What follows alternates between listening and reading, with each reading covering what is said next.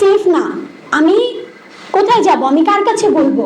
ব্রিফিংটা ছিল আশিন সিটির মালিক নজরুল ভূঁইয়ার বিরুদ্ধে। তারা আমার মাকে পুলিশ দিয়ে ধরিয়ে দিয়েছে।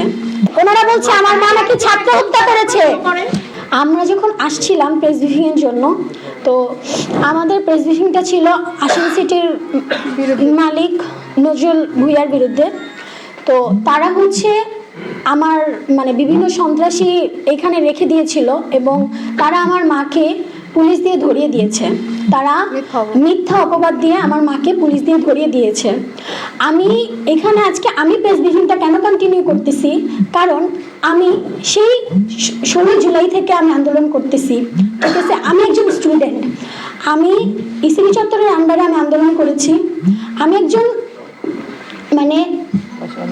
সাধারণ ছাত্রী হিসেবে আমি বলতেছি, আমি আমার নেতৃত্বে আমি হাজারো ছাত্রীদেরকে নেতৃত্বে আমি আন্দোলন করেছি, ঠিক আছে? সেখানে তারা আজ আমার মা সেফ না। আমি কোথায় যাব, আমি কার কাছে বলবো? আমি এত কষ্ট করে আন্দোলন করেছি, আমরা এত সুন্দর একটা দেশ পেয়েছি আমাদের আন্দোলনের বিরুদ্ধে, ঠিক আছে? সেখানে কেন আমার ফ্যামিলি মেম্বার সেফ থাকবে না? কারো কারো পৈতৃক জমি কেড়ে নেওয়া হয়েছে, সন্ত্রাসী লেলিয়ে দিয়ে আমাদের ভিটে বাড়ি থেকে উচ্ছেদ করা হয়েছে। কেউ কেউ প্লট কিনেও তা বুঝে পাচ্ছেন না, বরং প্লট বুঝিয়ে দেওয়ার কথা বললে জীবন নাশের হুমকি দেওয়া হয়। এরকম শত শত মানুষের শত শত বিঘা জমি দখল করে নিয়েছে আশিন সিটি। এখানে যারা আছেন সবাই তারা কিভাবে ক্ষতিগ্রস্ত হয়েছেন তা তুলে ধরবেন। আনোয়ারা মায়ার মেয়ে জান্নাতুল ফেরদৌস স্বর্ণা আমার মা 2009 সালে খিলক্ষেত থানা বড়ুয়া দক্ষিণ পাড়ায় 1 বিঘা জমি দখল করে নিয়েছিল আশিয়ান সিটি। আমার মামাকে তারা হত্যা করেছে। আমার মা আদালতে গিয়েছে তার বিরুদ্ধে। আদালত ওই জমির উপর ইনজেকশন দিয়ে জারি করেছিল, কোনো পক্ষ কিছু করতে পারবে না। গত 5 আগস্ট সরকার পরিবর্তনের পর আদালতে নিষেধাজ্ঞা উপেক্ষা করেই আমার মার জমিতে সে সন্ত্রাসী বাহিনী দিয়ে অস্ত্রের মুখে দখল করে নেওয়া হয়েছে।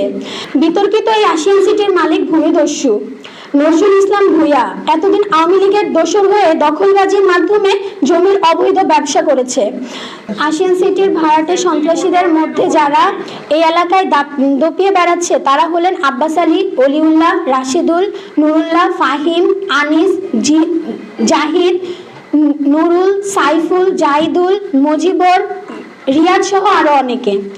বর্তমান সরকার ক্ষমতায় আসার পর এই নজরুল এখন বিএনপির নাম ভাঙিয়ে আরো বেপরোয়া হয়ে উঠেছে। খিলক্ষেত, উত্তরখান, দক্ষিণখান ও বড়ুয়া মৌজায় প্রতিদিন কাউকে না কাউকে ভিটে মাটি ছাড়া করা হচ্ছে। স্থানীয় সাধারণ মানুষ তাদের হাতে জিম্মি। বংশ পরম্পরায় পূর্বপুরুষের বসত ভিটা, জমি জমা, খামার, ফসলি জমি, সরকারের খাস জমি, জলাশয় ভরাট করে তারা অবৈধ ব্যবসা চালিয়ে যাচ্ছে। বিভিন্ন লোককে মামলা দিয়ে হয়রানি করছে, একাধিক লোককে। আমাকে প্রমাণ দেখান, প্রমাণ দেখাতে পারবেন? নিয়ে গন্ডগোল, আমরা জমি জমার জন্য লড়াই করতেছি। আমাদের কোনো রাজনীতি কোনোভাবে কোনো কিছুতে কোনো মামলা নেই। আমাদের জমি জমা নিয়ে আমার ভাইকেও মেরে ফেলছে আশিয়ান সিটি নজরুল, আমার মেজু ভাইকে মেরে ফেলছে। কিন্তু আওয়ামী লীগের নেত্রী ছিলেন এখানে কোনো আওয়ামী লীগ, আমরা এখানে কোনো হ্যাঁ, ওনারা মিথ্যা অপবাদ দিয়েছেন, অপবাদ দিয়ে আমার বোনকে ধরে নিয়ে বন্ধ করার জন্য। এখন আমি বলি, ওনারা বলছে আমার মা নাকি ছাত্র হত্যা করেছে। ওনারা বলছে আমার মা নাকি ছাত্র হত্যা করেছে, ঠিক আছে? কিন্তু তার বিরুদ্ধেই তো 50টা মামলা আছে।